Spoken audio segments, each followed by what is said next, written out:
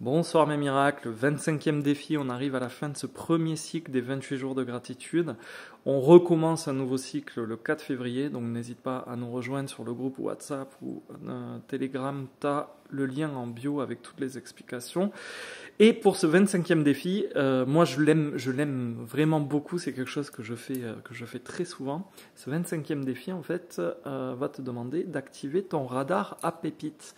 On va aller chercher après ton rituel du matin, une fois que tu as écrit tes 10 gratitudes du matin, toute la journée en fait, on va avoir les sens en éveil et on va scruter, on va être en alerte en fait sur les synchronicités, tu sais, les petits signes du destin, de la vie, en fonction de ta situation, de ta liste de rêves, de ton mood du moment en fait.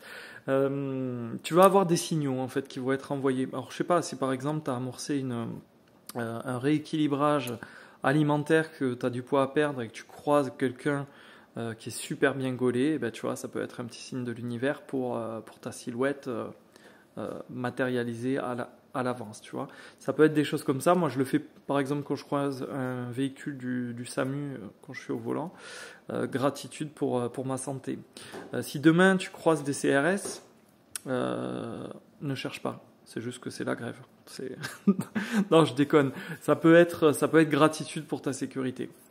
Ça dépend si c'est des méchants CRS ou si ça y est, ils ont commencé à prendre conscience qu'eux aussi sont des êtres, des êtres humains et qu'ils ont une famille et un avenir à laisser. Ah, mon chat est d'accord avec moi.